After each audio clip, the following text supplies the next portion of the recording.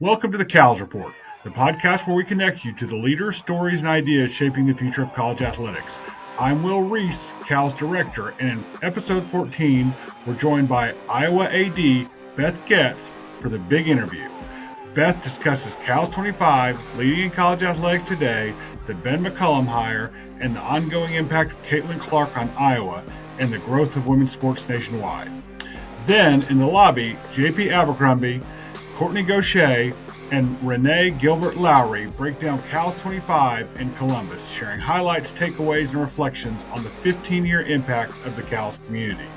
Thanks for joining us for the CALS Report, where the conversation continues long after the event ends.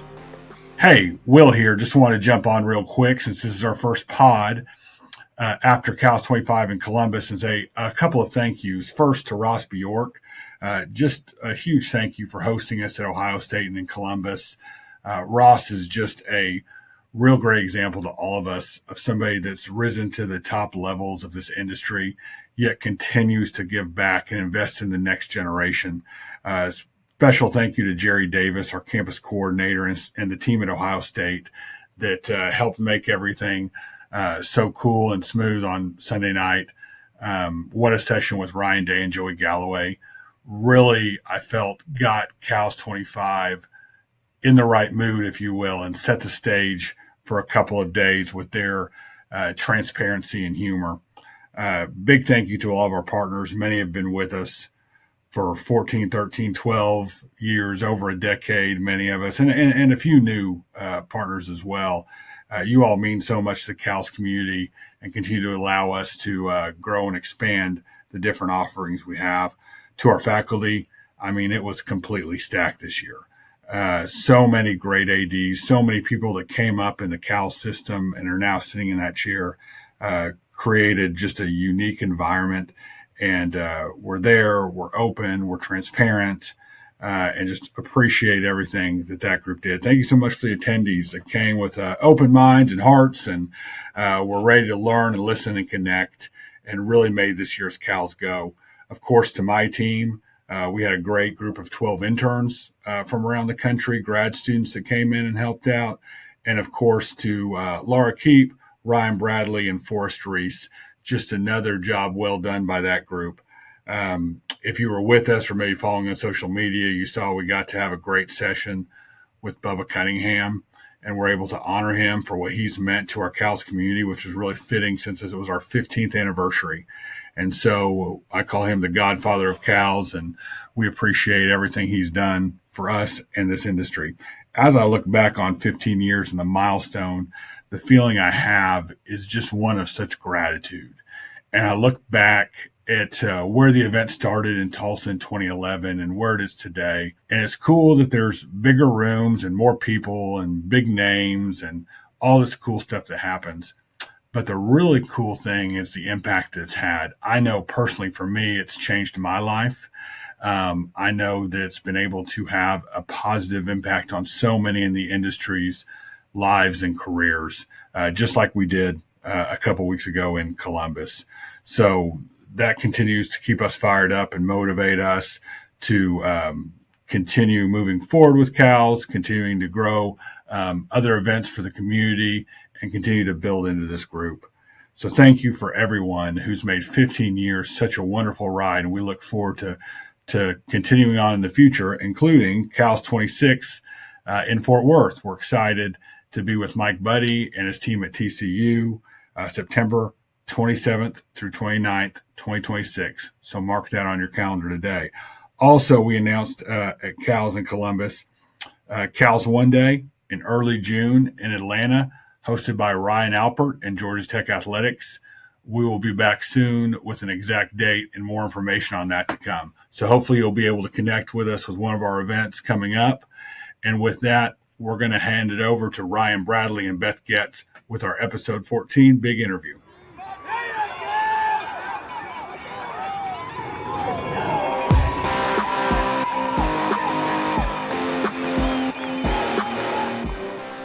It's time now for the big interview here on the CALS Report podcast. I'm Ryan Bradley, and I am pleased to be joined this month by the Director of Athletics at the University of Iowa, Beth Goetz. Beth, thanks for joining us. How are things in Iowa City?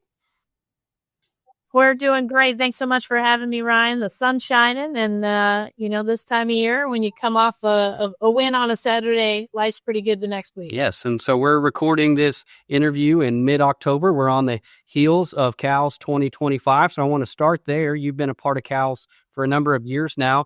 What stood out to you about this year's CALS experience in Columbus? Yeah, I don't know how Will does it, but I feel like every year the energy gets even better than it was the year before. But certainly great to have it in that location and be able to showcase one of our peers here in the Big Ten.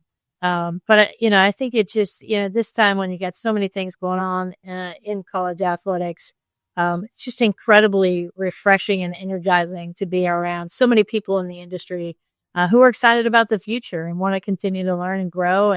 And they're just incredibly talented group of people to be around. Well, it was a privilege to bring CALS to Big Ten country. We had a great response. The faculty was star-studded, as it always is. You were a part of a panel entitled Culture First Leadership, Winning with People and Purpose, alongside Ryan Alpert, Graham Neff, and Zach Selman.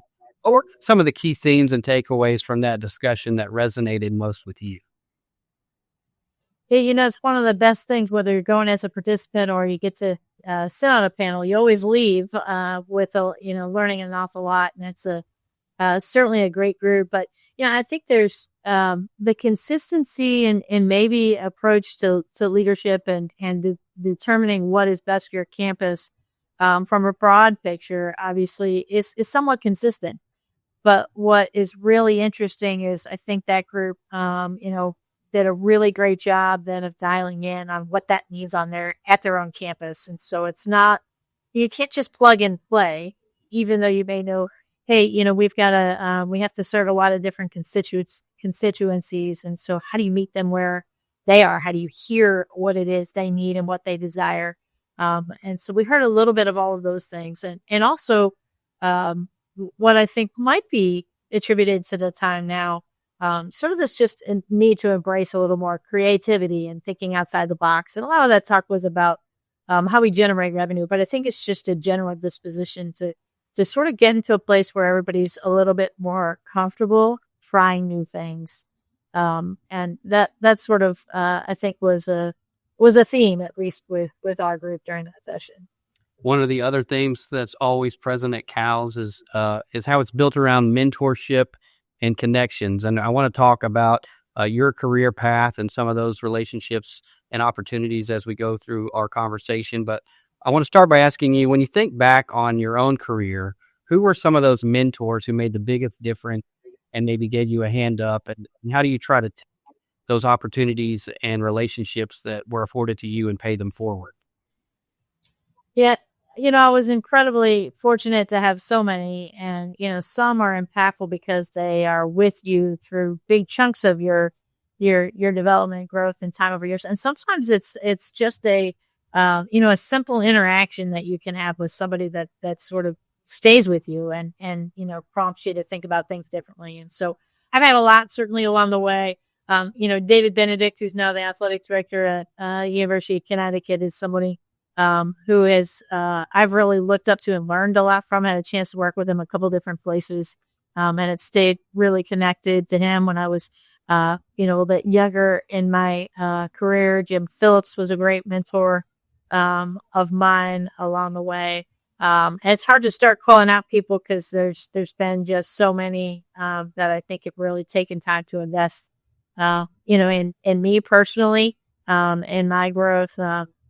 Certainly when I first got into administration, Barry Collier back at Butler was my idea and gave me a lot of opportunities. And, you think about how you pour into somebody else. And actually at CALS was really a full circle moment for me because an intern, student athlete, and then an intern for me at when I was at Butler University, and Grant Linedecker is now the athletic director at Butler, and somebody I've stayed really connected to and watched his career grow, again, from the time he was working in my office and helping me with compliance and some business office activities. And he's done great things and now lead his own program. So he's just a reminder that, we all need to lean into those relationships and help people grow and learn throughout their career.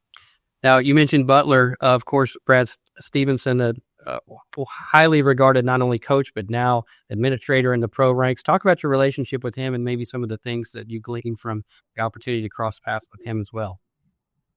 Yeah. The first thing I would say is, when people think about him, they think about what he's accomplished from a competitive standpoint and now done it at multiple levels. But I'll tell you this, he's one of the best people I've ever met. And so to me, not that I don't admire what he did back then and what he's done since then, what he's doing now. I think today's, opening day for the Celtics. So, he wears a lot of hats, but it's the way in which he goes about doing his business. I mean, one, he's incredibly authentic and genuine, and just, really cares about people.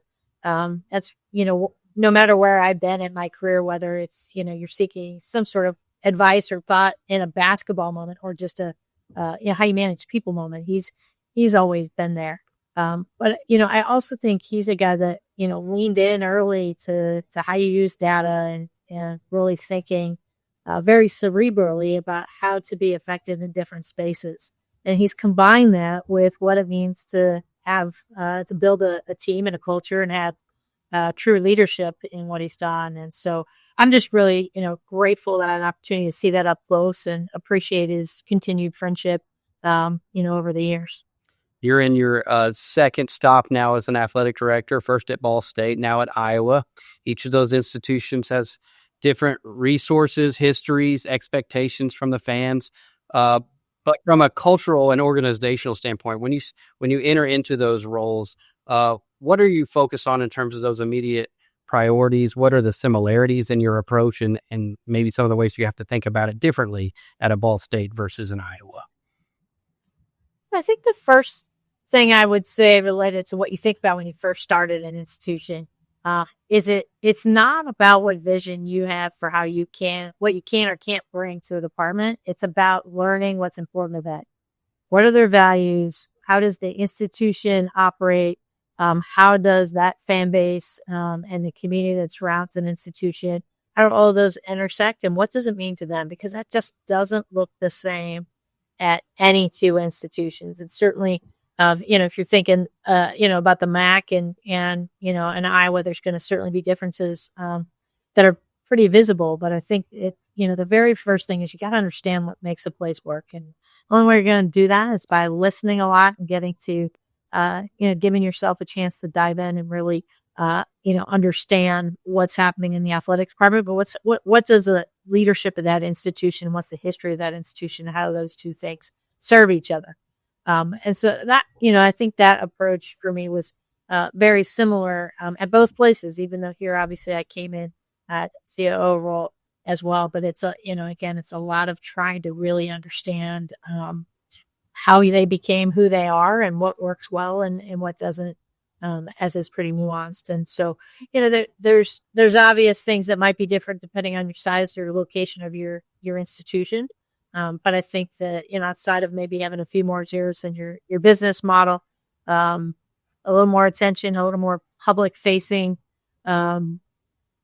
scrutiny, and celebration, by the way, you get both of those things that, in a place that, has a little bit more marketability in that sense. And so you kind of adjust all those different components along the way. In an era where ADs are balancing so many competing interests, you've got coaches, you've got student athletes, donors, fans, media, as you mentioned, all very interested in what you're doing day to day. How do you work to maintain alignment across your leadership team, across your campus, and with your key stakeholders? Yeah. And that's what you want from all those constituents, right? It's about what's important to your athletes. And you want every single coach, regardless of which sport they work in, to be passionate and to be great advocates for their own programs. And it's really difficult. I don't think any of us want to be in a position where you can't do everything for everybody. And unfortunately, that's not always as easy to accomplish, at least in real time. And so you're going to, you sort of have to have plans about how you're going to attack those and support each program a little bit differently. But, here, I think the most important thing from my perspective, and and at Iowa, is how are you going to lead into those conversations in a way that's really transparent, really clear, and really collaborative. And so, we've spent a lot of time talking to our head coaches as a group about how we were going to navigate in this space, even if that meant some of those in that room, maybe wouldn't benefit in exactly the same way as others. As opposed to trying to hide from that, we leaned into those conversations, talked about how we got there, why we how we could collectively make those decisions together so that it would benefit, the most of our student athletes that we could. And so I think that piece is really critical. And it's about how you serve today and plan for tomorrow. And those two things may not always look the same, but you got to lay that foundation base if you want to work to being able to grow the whole, whole enterprise. And so relationships and collaborating and really just, I think attacking it straight on as we work together. And of course, any decision you make's got to align with, the values and mission of the institution. And usually when you're grounded in in philosophy and you've got your priorities, you make decisions according to that. Maybe not everybody loves the outcome, but they're going to respect the outcome because you've sort of worked through it in a way that makes sense. With things being as fluid as they have been in the last several years, and you have to constantly evaluate the way you're allocating your resources and your revenue strategies, do you find yourself having to spend more time than you once did on just laying it all out there and really communicating what we're doing and the why behind what we're doing? Yeah, I think so. You said the last couple of years, it really feels like that. That change comes, every 10 minutes to some extent. So, yeah, I think you do. One, in the planning phase, you've got, plan, hey, B, C to Z, and you're starting over again. But I think that void of information creates the biggest challenge. And so regardless of if you don't have all the answers, I think leading into those conversations with all constituencies. And so, we were talking about our coaches, to be sure, our senior leadership, but how are you communicating that to campus and how are you trying to communicate to fans? And laying out what you know today, and also making sure that you can own the fact that you don't know exactly what it's going to look like down the road. And so here's where we are. This is what we know. These are the decisions we're going to make today with the information we have. But also assuring them that you're creating, a space that you can be nimble enough to adjust. And so when there's going to be some, a steady sort of stream of things in college athletics again, I don't know if that's ever going to happen, but it's certainly 3 to 5 years down the road from where we are right now. And so, information is power. I think it's what breeds trust and confidence in any entity. And so, the more you can share about what's happening, maybe where the gaps in information might be, and what the forces are on the outside that's maybe causing, some of the uncertainty. I think people will come along with you and have some confidence that if, when everybody is following the same train and making good decisions for the right reasons, they'll have some patience about where you're headed, both on a campus and as an industry. That's great insight. I want to switch gears a little bit to your career path. You were a college athlete, a member of the first soccer team at Clemson University, started your career as a soccer coach, and then I think at some point found yourself wearing multiple hats as part-time administrator, part-time coach. Talk to us a little bit about that period of your career and the ultimate decision to hang up the whistle and focus on a career in athletic administration and kind of the why behind that decision-making process.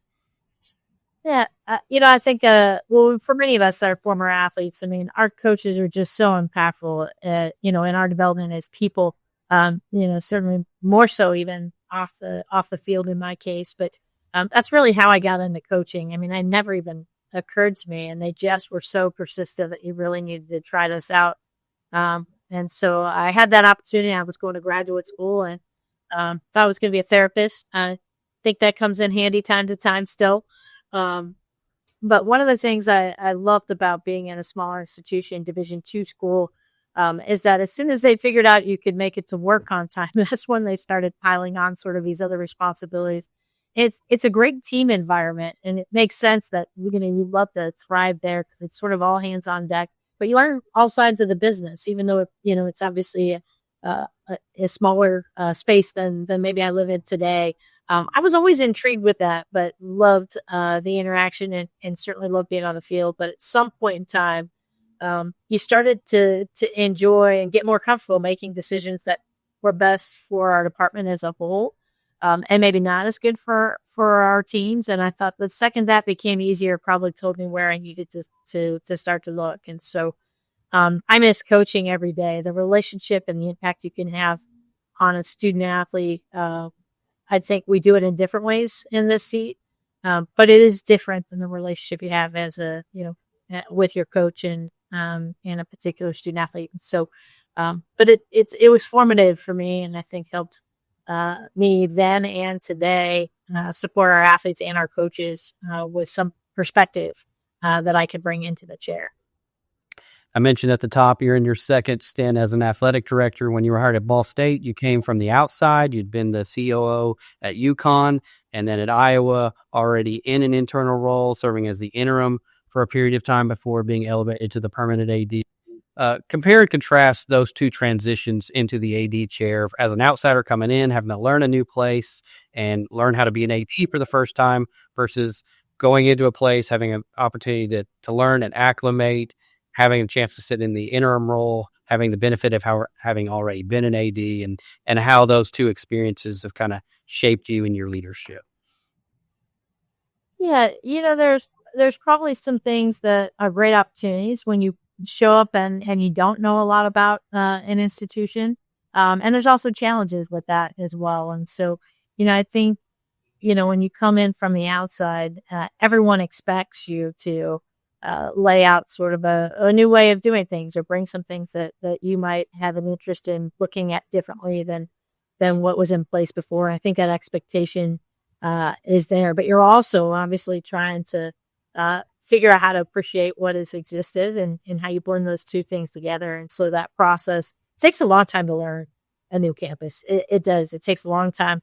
You can read through a budget, but it takes a long time to really understand the details of an institution's financial plans and what went into all of that. So when you're new to a place, it's going to take you a little bit of time to uncover that piece of the puzzle. When I got to Iowa, I had an opportunity really to lean in and learn a lot about the detail behind the scene in that sort of transition period. And so you started to have a little bit more of a base. And I wasn't here very long. It was about nine months before Gary Breyer retired. So, but you at least started to have some and develop some relationships and learn a lot about how the basic operations were. So that was helpful. But you also have less, I think, expectation than that when I did get the opportunity to move into that role, that you're going to make change, right? So that feels a little bit different, I think, to your team around you. And so, I think anyone, as we progress through our career paths, there's always circumstances about how you enter a role or you get it, you add responsibility and a seat you're already in, that you have to take into account.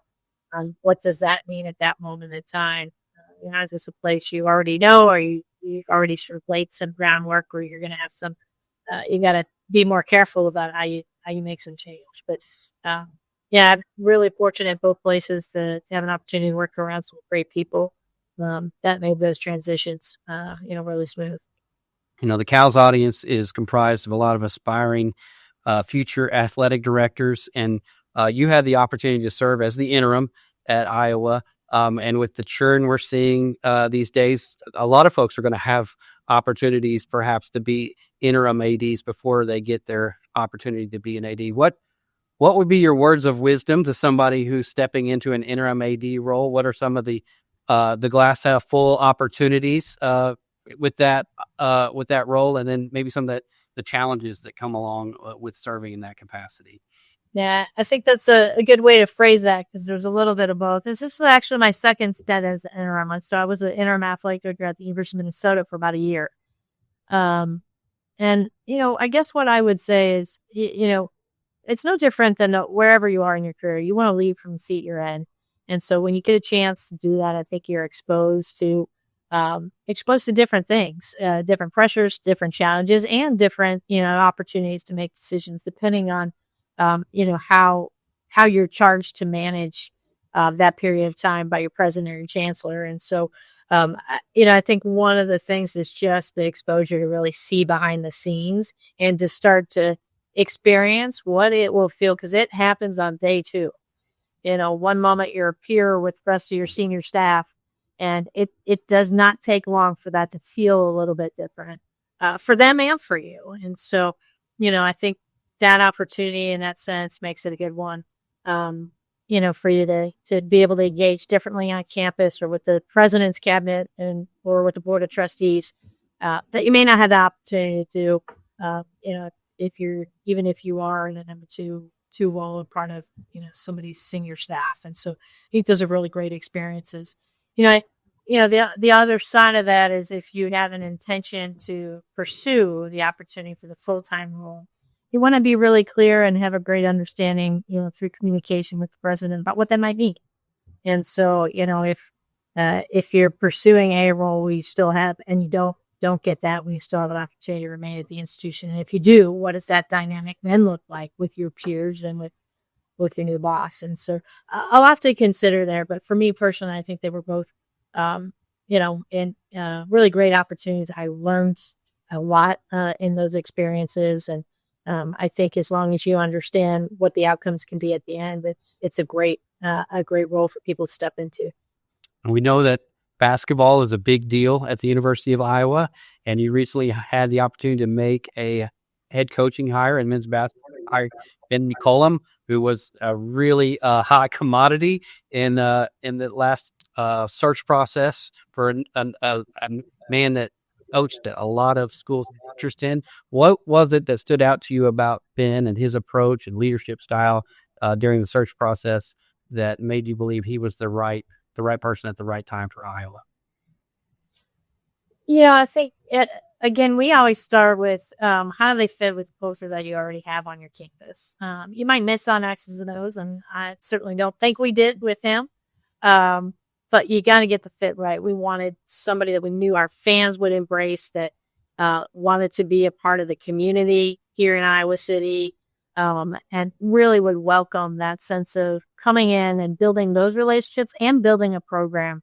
And he had done that at smaller institutions. And so it happened to be we grew up in the state of Iowa. That was not, a requirement by any sense, but we quickly figured out, that just he's one of us. He didn't have to learn to be a Hawkeye. He was a Hawkeye, even though he didn't go to school here. And so that part of the transition made it really unique. But I think just his style and how he goes about building a team, he's really he came in with a confidence about what that might look like, even as he made a transition here to the Big Ten, and just is very committed to the type of athlete that he wants to bring into his program. When I say type, certainly that's to do with the basketball skill, but I think more so the type of kid that he knows he has the ability to coach. And just that confidence of, hey, I've been here, I know how to put together something that can compete. And he's another one whose brain gets picked a lot just in terms of how he breaks down a game of basketball. And so it's going to be a fun ride here, and we're really fortunate to have him. Coaching transitions always bring a mix of excitement and then that change piece. You've been a sports administrator for a long time at a lot of different places and different roles. Now as the AD, working with a coach like Ben in a revenue generating program, how do you help a new coach settle in, build trust, learn the lay of the land, not just with their teams, but across campus and across, the state of Iowa? Yeah, I think you hit on something that's incredibly important in the onboarding of whether it's certainly for a head coach is critical, but for any employee, but certainly for a head coach. That has to be a plan. You can't just assume it's going to happen organically. And even you have a coach who's been at other places, you've got to make sure you create a plan that's going to embed or embrace what they feel like that should look like, but that's going to check all the boxes that you need. And so we were really intentional about building out that external plan, the internal plan, what those types of things needed to look like, so you could set him up for success. And it's a lot. You can't, if you miss some of those opportunities early, you can't go back and pick them up 6 months or a year down the road. So who do they need to meet? How do they need to engage with them? How do you give him a base to build on within your institution? So when there's things that he meets and wants to navigate, he has the relationships to do so. And he also has the resources and the support from your fans and community members and students for that matter. I think all of those things are an important part of that process. Now, I know it's more than a year in the rearview mirror now, but I'd be remiss if I didn't ask you about the Caitlin Clark experience. You had a front row seat for everything that came with that over a few years' time. What stands out to you as you reflect on everything that came with what happened for not just Caitlin and the University of Iowa women's basketball team, but for women's basketball across the nation, and getting to be a part of that during that ride? Yeah, I mean, I gotta be honest, it's a little surreal now to think back about what those moments, and I was here for, both of those Final Four runs. I got to watch that pretty up close and personal, but just amazing to see how you have she's a generational talent. So we take that piece of the puzzle, but it's the catching lightning in the bottle because of the person she was. And I think because of the team she was on and because of the community that embraced her. So all of those things had to happen. I think, none more than who she is, obviously, and the work she's put in. But I think all of those things sort of conspired together at the right moment in history, with a humble, hardworking, phenomenal talent who then now is, a national phenom, is doing great things to professional level and is a household name across the country and to some extent even beyond that. And so it just really was a really special thing to be a part of. And it just, you start to see your crowds grow and a few autographs, and all of a sudden you're sold out. And then there's line after line at your place, which makes sense. But now you're selling out the venues you're going to and looking at these lines building up outside of, where your bus is parking. And it really was a special moment just to see the game grow, to see how she handled that, how her teammates, her coaching staff handled that. And it's going to be fun to watch her continue to have just, incredible success throughout her career. I'd love to ask you about how you and your staff during that 2-year period when the Iowa brand was front and center, and it wasn't just captivating, the Iowa stakeholders, but the nation, the kinds of conversations and strategy sessions that you were having, things that you were putting in place to try to harness and leverage that opportunity to strengthen your brand, and maybe the way that you guys are continuing to ride that wave of momentum in your athletic department, not just in women's basketball, but across your athletic department and your university even now. Yeah, I'm really grateful to be a part of a campus community that leaned into that from the beginning.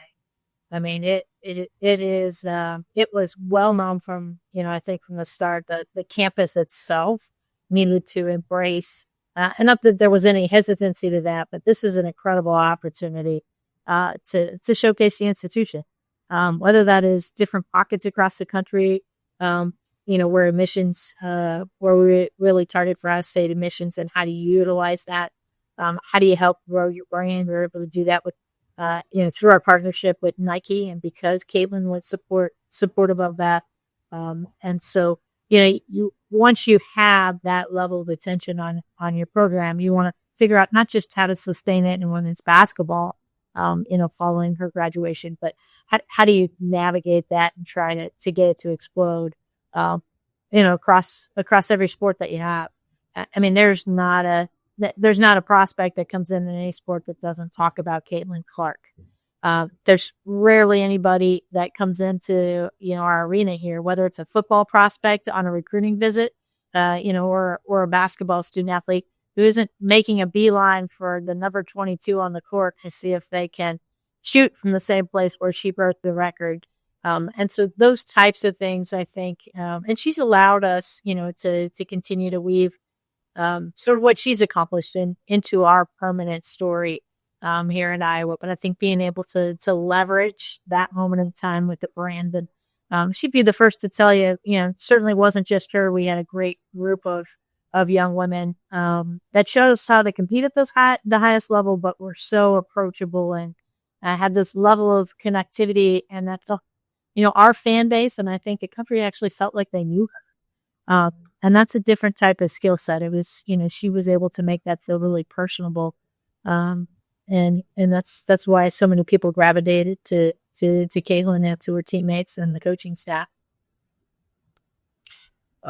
Just time for a few more questions here. Want to spend a little bit of time talking about the state of affairs in college athletics. The entire industry is navigating this major change, as we mentioned, whether it's revenue sharing or the NIL roster caps. How do your team stay proactive with keeping your student athletes front and center of those conversations, while also trying to figure out what is the right business model, and how can we put things, guardrails in place that are going to make this sustainable for us in the long run? I think at the end of the day, it goes back to what are our core values. And when you take it, everybody can have a list, right? Wherever you want to put those or visualize that. But how do you embed those as part of your decision-making process? And I think it's about knowing each and every day that we're here to serve our student athletes and serve our campus. And so when you think about what those pieces of the puzzle might look like, you're always tying them back to what is the experience and what is our commitment to our students to ensure that they leave and have a great experience as they're earning a degree of their choice, and we prepare them for the next 40 years after their time at Iowa to be great leaders, and of course to give them an experience that to where they can compete at the highest level in the Big Ten and across the country. And so it's just a consistent piece of what we do, and making sure it's always a component of that decision-making process, I think is the key piece. I want to ask you about this from a conference perspective. Obviously, the Big Ten has a big seat at the table in the midst of all of this change. The scope, the footprint of the conference has continued to grow. Now, coast-to-coast membership, significant media deals. Obviously, lots of speculation in the D1 ticker on a regular basis. And I'm not going to ask you to break any news, but you all are on the bleeding edge of trying to figure out what are the appropriate business decisions and positions to take in order to create sustainability for your broad-based programs and for the success of your conference and your individual institutions. How do you see the Big Ten Conference positioning itself for success in this new era of college athletics? What you talk about the core values that go into the decision-making on your campus. How does that apply when you're in the room with your colleagues and you're trying to make the best decisions for the collective institutions? I think it's a very similar process. And I think if we look across the member institutions in the Big Ten, they've been very, selective and very similar in the type of institutions that they are, a commitment to broad-based programming, high-level research institutions. And so that's sort of that drove what brought that group together in the first place, including our most recent additions. And so you're always serving that model of wanting to continue to be successful as much as you can from a competitive standpoint. And certainly in the Big Ten, you want to win as many championships as you can across all sports. But that base, I think, gives you a solid value system to start from about what is important at each and every institution. I think the other piece is willingness really to embrace where we are in college athletics. And so, when you have an opportunity, certainly lean into the conversation and try to shape that. I think, not only at the Big Ten, but, the SEC and every conference across Division I wants to lean into those conversations in a way that makes sense for their footprint and for what their goals are. You want to do that as well, but you also want to make sure that you're being as creative as possible as a way to make it sustainable for your group of institutions. And so being open-minded to exploring new things. It's a little bit going way back to the start of our conversation about what we talked about at CALS, right? How are we willing to say, hey, let's explore what opportunities might be out there to grow our business model in a way that's going to serve these institutions and serve our student athletes. And you work through those processes, and sometimes you come to a conclusion or an outcome that gives you, an avenue to invite new institutions into your conference or to try a new business plan. And sometimes it doesn't. You learn from that and you go a different direction. And so, but I do think the willingness and the ability to think differently and broadly about what it means and what it's going to take to be successful in a new environment is a key piece to how everyone in our conference is thinking, all of our leaders, our presidents, and certainly, our commissioner at this moment in time. As one of the few women leading an athletic department at the Power 4 level, what do you see as your role in encouraging and supporting other women who aspire to the types of roles and positions that you've had? And how do you think the industry can continue to open up more doors for women who aspire to a role like yours? Yeah, I think it's always important for anyone that might be in an underrepresented group in a period of time to understand that you got to do a really good job so others behind you may continue to have an opportunity. And there certainly weren't quite as many women in these roles previously, but I had been thinking my generation have the opportunity now to start to look up to a lot of great men, and I had champions that were women and a lot of champions that were men that supported me along that journey. And so I think it's continuing to not only provide opportunities to young people through the profession, but to remind them that they have the ability to pursue that path if that's something that they want to do.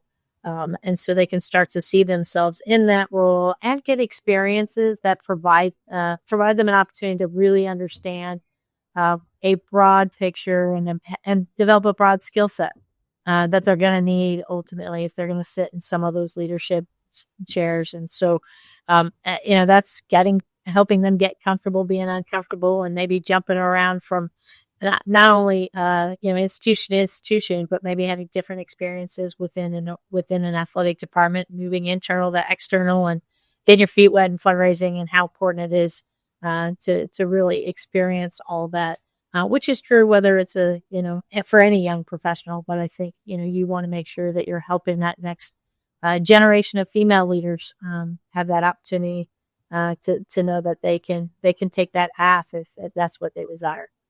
I want to finish our conversation by just asking that same question, maybe a little more broad context. This is a question we hear a lot from the stage at CALS as we're wrapping our panel, thinking particularly about the CALS audience and these young folks who are maybe early to mid-career, who are thinking, I want to be an AD someday. When you reflect on your own experiences, or you're sitting across the desk from someone who aspires to have a role like yours someday, what is the one piece of advice or maybe a few words of wisdom that you have for them to continue on their path and to take steps that will put them in a position to have an opportunity like yours someday? Yeah, I would start with the first thing, and this is such a common response, which is, lead and be really good from where you are. But I think that, with every step you take in leadership, the key to that is being able to really think strategically. So you've got to think about the decision that's in front of you. What does that mean in 3 weeks? What does it mean in 6 weeks? What does it mean might be making it for one sport, but how does it impact everybody else? And so the sooner you can demonstrate that you can see around the corners, that you can play chess, I think that's when you start to get a little bit more responsibility and opportunity down the road, because it really is not just about what you're looking at today, but how do you really think big picture? How do you navigate, politics and long-term strategy and put all those things together? And I think that's really where that opportunity for you to grow and to sit in those seats, really lies. That's great advice. Well, Beth, we can't thank you enough for making time during a really busy time, not only to be with us at CALS, but to join us on the CALS Report podcast. We always appreciate your insight, your candor, and engagement, and we wish you the best of luck the rest of the fall. Look forward to seeing you again soon down the road. Thanks so much, Ryan. It's really great to be a part of the CALS family and good to be with you today. All right. Thank you so much.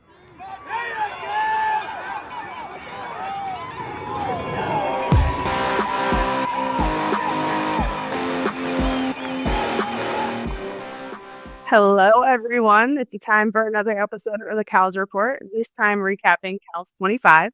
My name is JP Abercrombie, and I am here with two great friends and colleagues excited for this conversation. We'll start with my friend in red for a self-introduction. Hi, everyone. Kortne Gosha, Senior Associate Athletic Director, Capital Planning at University of Nebraska. Hi, I'm Reyna Gilbert-Lowry. I serve as Executive Associate AD and SWA at Virginia Tech. And Reyna, I'm actually going to stick with you because this is your first CAL.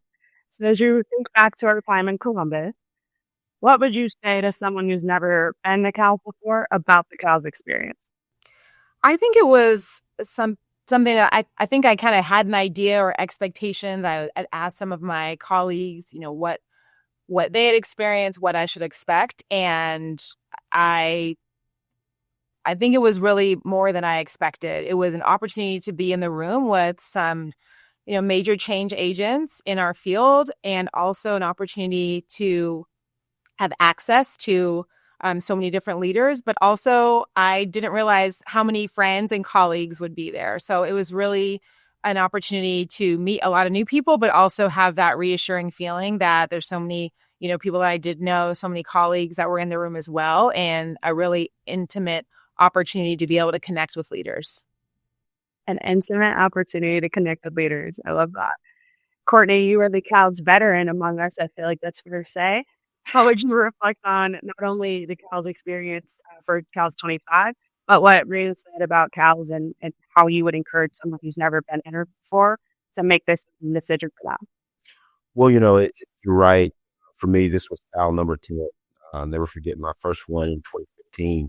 But as Reyna, and just the intimacy and the engagement that you can have with not only peers, but industry leaders, AD, quite frankly, I think in that room they had their hair down and really give us insight, what the chair may look like, but also as the landscape is rapidly changing, what are your experiences on your campus, and what are the trends in the industry that are here to stay, and what are some of the things that might be in our, I guess you could say, tool bag that we used in historical athletics that may not be relevant to move forward in the future. So just to have those one-on-one conversations and to be able to break bread and to have a, the real, I guess you could say, insider baseball around what's happening in our industry. You mentioned the word trend, and it's not really a trend for CALS to be in the Midwest, but we were happy to welcome everybody to the Midwest, to Columbus this time around. Thinking back on our time in Columbus, what are some of the first moments that stick out to you all about our experience this year? I would say our first night, just at the CALS dinner and having an opportunity to really hear Coach Day. As we talk about, again, the pressures of being a professional in this space, football coaches with the P4 level, they get their fair share of it. It was really refreshing to hear his perspective and this he managed to lead through adversity. That's relates to a lot of things that we do on a day-to-day right now with all the change and evolving landscape. How do we manage? How do we lead? How do we cope through the adversity? And I thought that was a really a great intimate setting to be transparent. That transparency is key today, and not often at conferences that you would bring AD head coaches together, especially of our caliber, and to that level of vulnerability that you mentioned. So certainly echo that and appreciate Coach Day and Joey for getting us started right on that opening night. Reyna, is there anything that sticks out to you? I mean, I'd echo what Kortne said. And then also, just as we kicked off the morning and heard from Clay Scroggins talking about the hidden secret of healthy leadership, really thinking about that emotional health, talking about emotional intelligence. I love the opportunity to be able to kind of look inwardly and see how we can, become better leaders. And I thought that was really great. he was up there preaching. He did talk about his passion and his time as a preacher. And I think he really did a good job of keeping the energy, getting the energy started and kind of allowing us to have some things to reflect on throughout the remainder of CALS 25. I appreciate that callback so much, because that ability to like get deep and vulnerable, call some of us out, but call us into reflection first thing in the morning. Really the real opening session of CALS 25. I think some of us are like, ooh, we just got a mirror put in front of us that we didn't know we needed, right?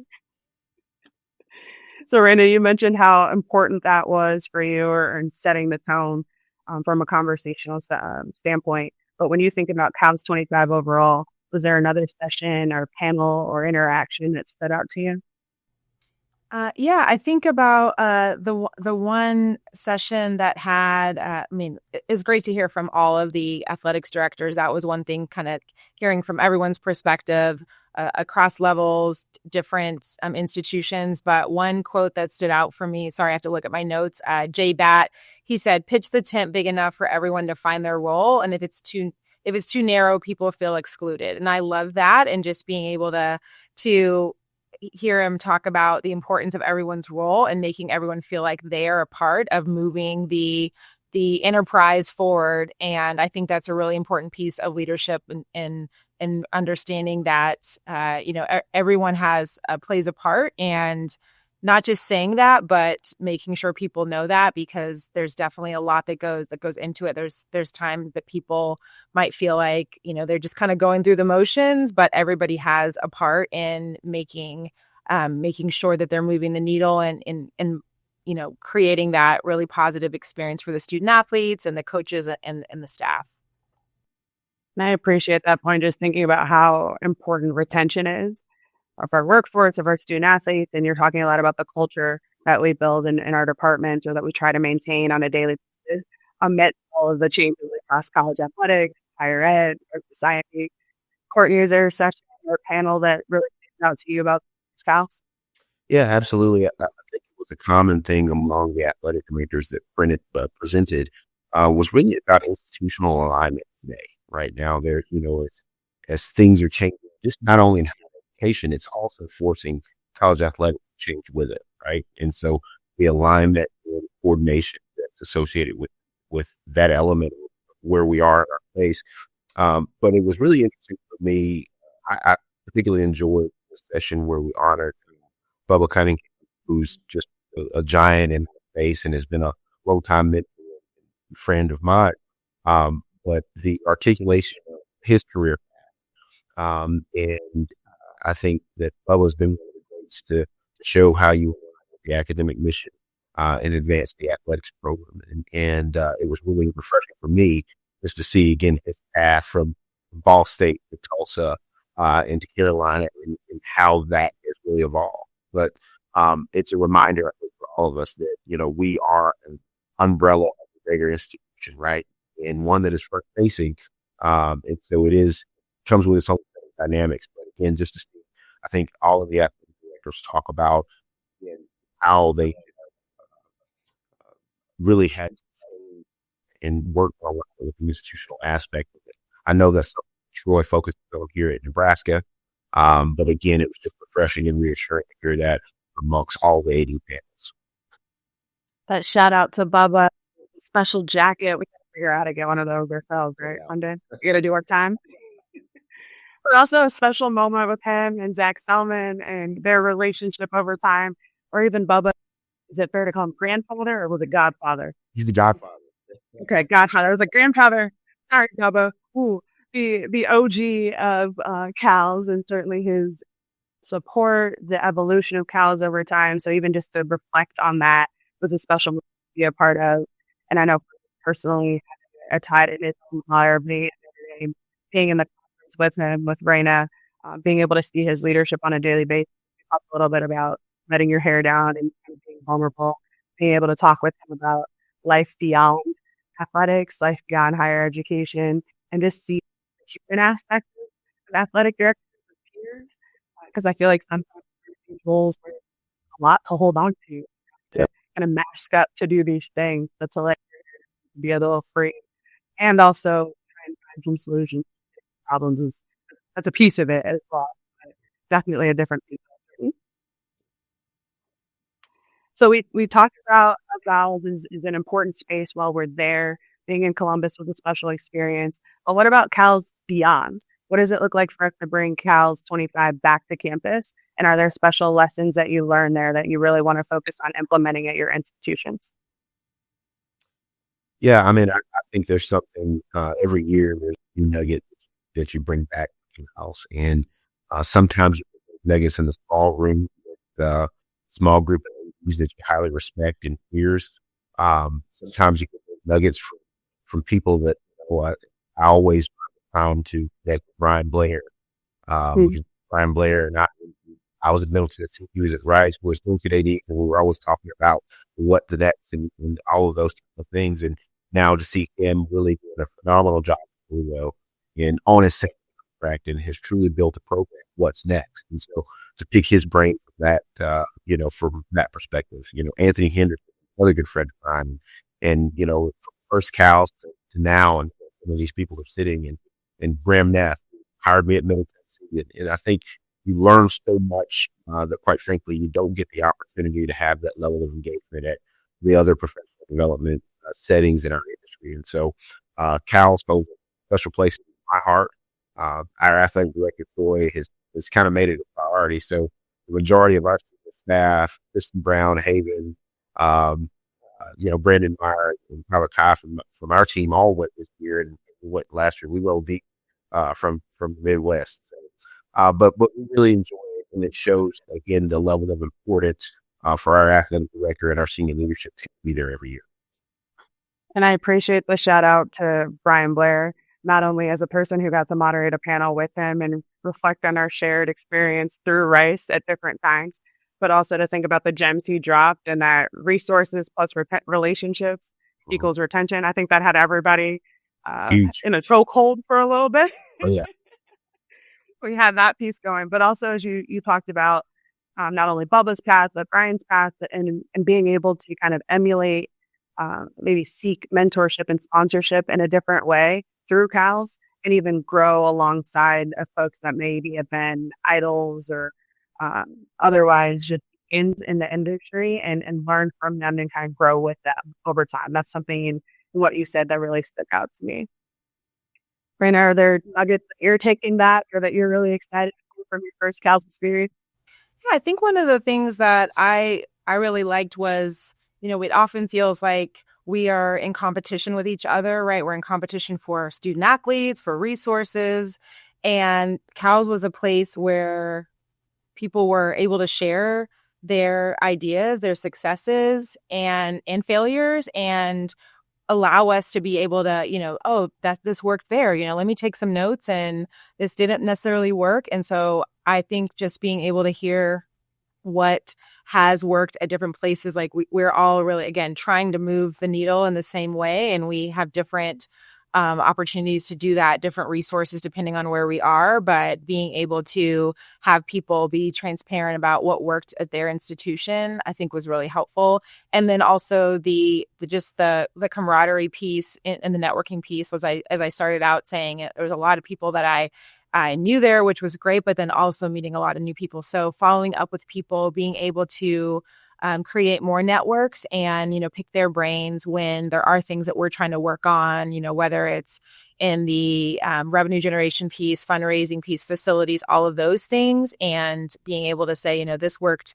you worked on this project, we'd like to do something similar, can we pick your brain? So I just think it just allowed the ability to have, just more of a broader base of people to be able to learn from and lean on.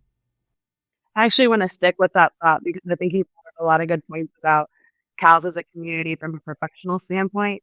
But let's get your responses to CALS as a community from a personal standpoint.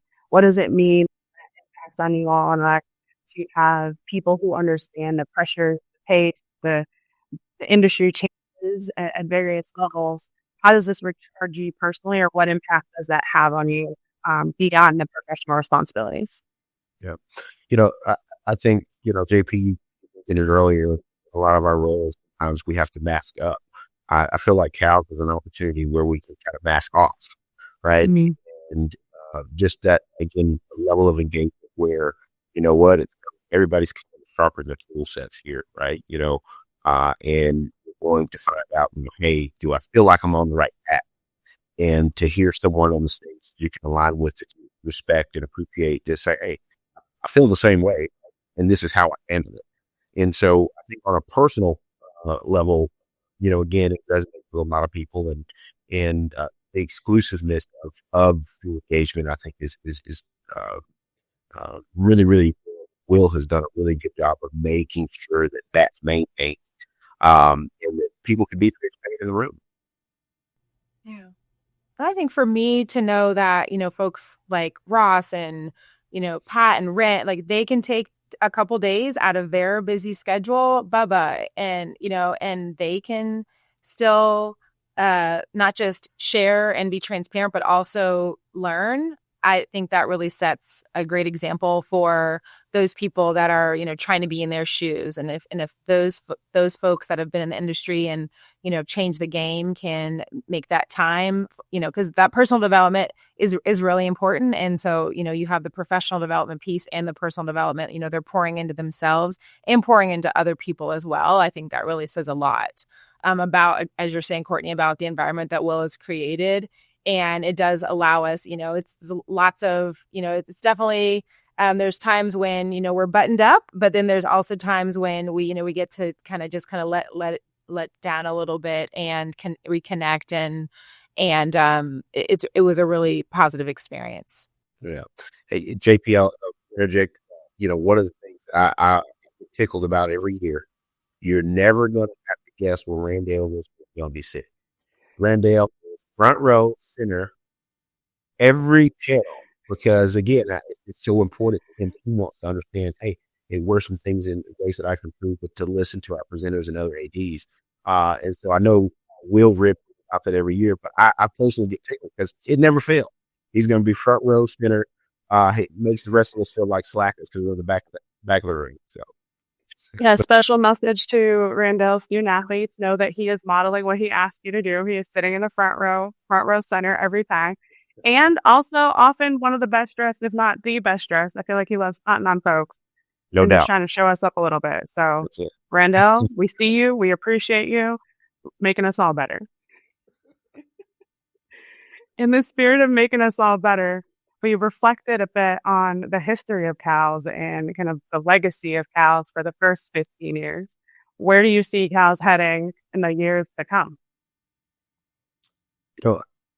I think it's going to be a platform that, again, I think the titans of our industry are very, very engaged and committed to this. And I think that's a signal that hopefully it's here to stay. Again, certainly commend the job that you've done, but the fact that other, ADs stepping up and saying, okay, I want to bring this to my city, right? And let's bring out, let's showcase what we're doing. I think it's great for our industry. I think it's great for developing the next set of leaders. To your point, I remember being a young associate on my first out, and now you call me kind of the old kid in the room, been geared up. Hopefully, I got more in me to keep going forward. But again, I hope it continues. Big advocate of the CALS one day. I've not been to a one-day session just yet, but excited to see Brian Albert, who's a good friend of mine, and freshly minted AD. We're going to take this and advance it. And so that's good, and I hope it's here to stay. Yeah. And as someone who just experienced their first CALS, I'm really excited to, see where it has come, to where it started and where it is today, and see where it's going to go. I definitely think, it's definitely going to be a place where we have the pulse on what's going on in college athletics. Every day something is changing.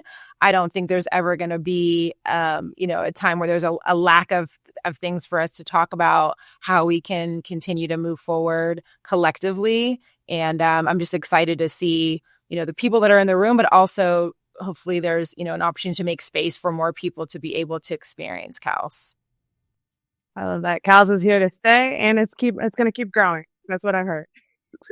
Yeah. And we need each other to keep making sure that the membership stays intact. We keep growing together. We keep glowing together. The Shine Ups, the Rendells, the Bryans, the Kortne Goshas in the room who've been around and are pouring into the next generation of us.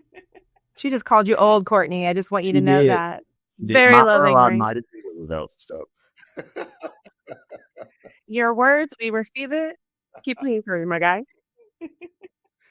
So obviously we're reflecting on CALS very fondly, a lot of light, a lot of joy, maybe even a lot of optimism.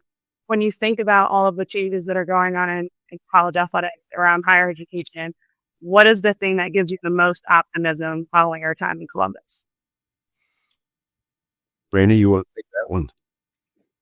I mean, it's still at the core of what we're why we're here, our student athletes. And to be able, in a room like that, we have so many people that are products of the student athlete experience. And, one of the reasons, probably the reason that we are where we are is thinking about what that was like for us, the people that made a difference in our lives and wanting to do that in the future. So at the core, it's supporting our student athletes and to be able to see them succeed on and off the field, in the community, in the classroom is really important. So we have a lot of outside factors and noise that's, causing us to shift our perspective a little bit. But I think it's important to kind of remember why we're here and why we started why we started doing what we're doing. Yeah. I think it further underscores the fact that when you're in leadership or leadership roles, to be genuine and authentic in the landscape that we're in today. Quite frankly, we got to keep the main thing to Reyna's point, student athlete experience and what that looks like. Do some of the elements around that change? Yes. Get some of the trend position change? Yes. And I think over the last year or two, leadership tremendously brought in our space because we've had to become malleable. Some departments have grown, some departments have shrank, some departments have repositioned themselves, reorg to survive this shifted landscape. So, again, I think, being authentic and genuine, we are a people business that, quite frankly, doesn't work without people, right? And so our job is to support these student athletes, even in this landscape. And so how do we do it in the most efficient, effective business approach just in this landscape? And I think that's kind of the priority of the focus. And I think CALS kind of brings that back into focus as well. Yeah, Kortne, you said keep the main thing. And it reminds me of something Chris Grant shared with us from his commissioner seat amongst ADs on the conference about tradition without innovation leading to stagnation, and how powerful that was, kind of going back to Ross's opening and thinking about how there's so many things that are changing around us, around higher education, around college athletics. But classroom, we're going to class, the school piece and competition are constant. Everything else might look a little different. And it sounds like for both of you and certainly for myself, CALS is a place where we can sort of work through that everything else, not only professionally, but also personally, and look forward to that community aspect together. Is that a fair thing to say? Yeah, well said. Fair. Well, it has been an absolute treat reminiscing a bit, recapping our time in Columbus. Before we close this out, I just want to give you both an opportunity to say some final words about how the CALS 25 experience left an imprint on you and what you plan to take forward in this next year. Reyna? Sure. I think that the timing was right. October, by the time we get here, we've been going. So I think, for me, just taking a moment to have a chance to pour into myself professionally and personally was really important. And I am excited to be able to share the things I learned with my colleagues and also to encourage those people around me to take advantage of CALS if they haven't had a chance to do so. Just to echo that and kind of underscore Reyna there, I think she's absolutely right. Again, it is an opportunity to kind of recharge your batteries in the middle of the year. Kind of after all the hype, especially in the fall with all the fall sports. But again, just the engagement with peers, mentor.